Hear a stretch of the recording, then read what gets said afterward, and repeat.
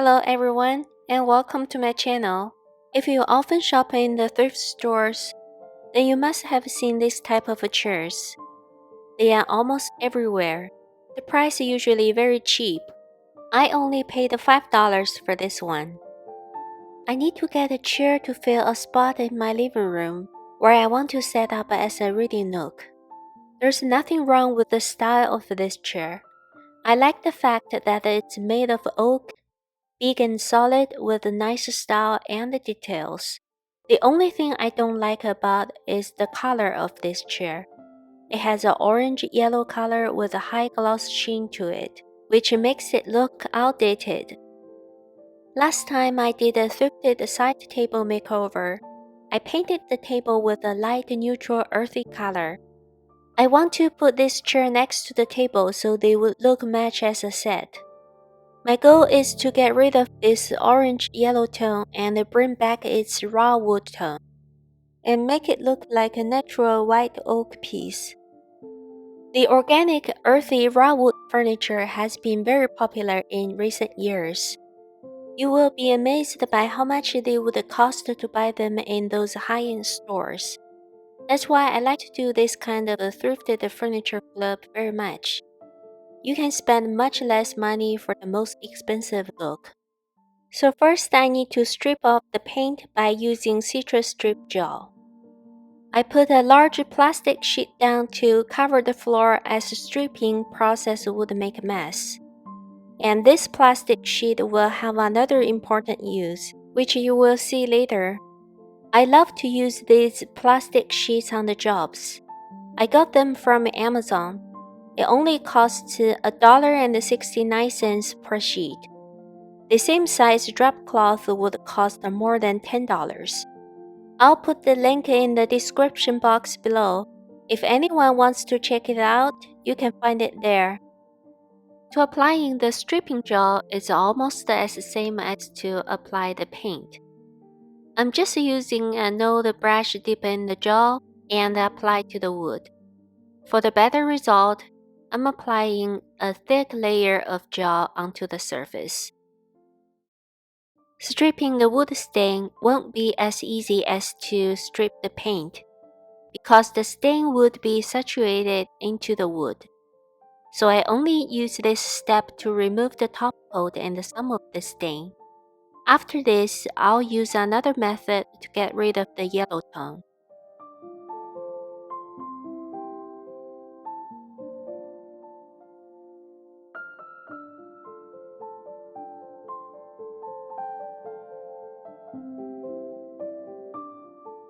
After the stripping gel has been applied, now I'm wrapping the plastic sheet to cover the entire chair.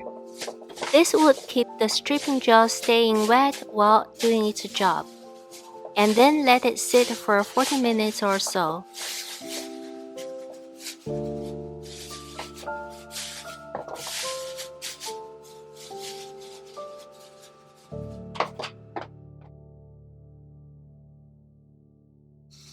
Now it's time to find out how it went. I bought this scraper from Home Depot. You can also use a putty knife to scrape off the stripping gel and paint.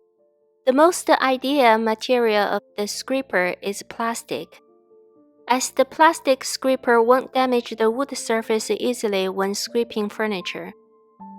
However, when I was in store, they only had the metal scraper, as this chair was made of oak, which is relatively tough, so I just took this one back.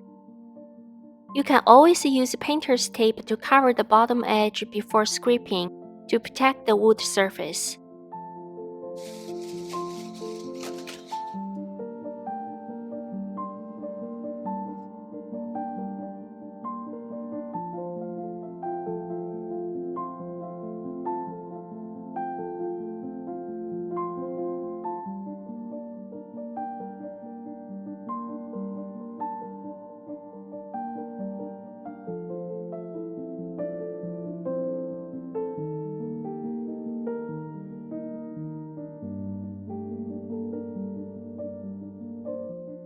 As the legs are curved, it's hard to use a scraper to work on it, so I went to the garage and looked through all of my tools.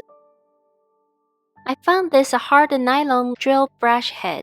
I'm just attaching it on my drill and brushing the paint off the chair legs, especially in the corners and the crevices.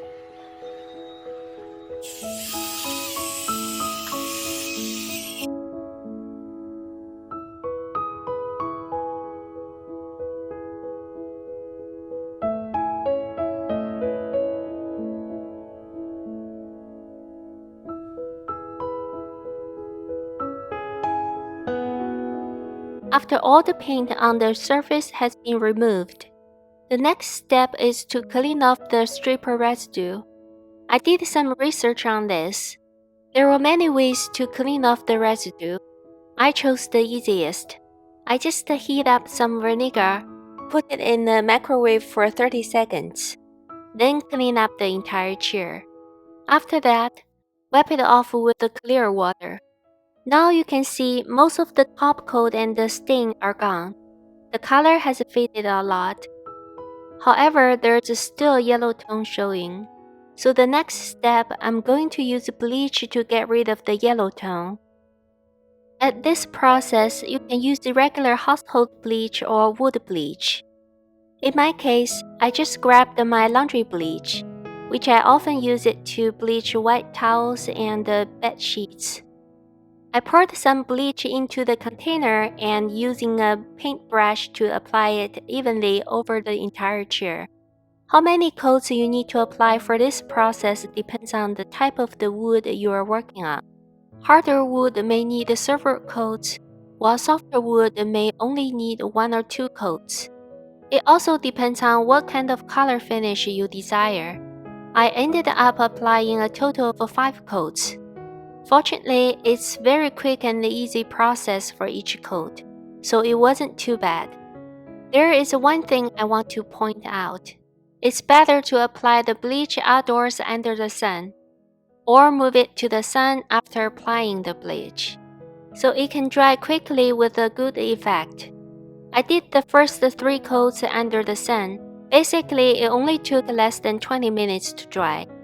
After I finished applying for the 4th coat, the sun had already set, and the whole piece stayed wet until the next morning, so it's best to do this step during the day when the sun is shining. After the 5th coat dried, the original raw wood color starts to show, which is exactly the color I wanted. I've been struggling with how to apply the top coat for a while. There are a couple of options normally I would go for. Either clear polyacrylic or polyurethane, or clear wax.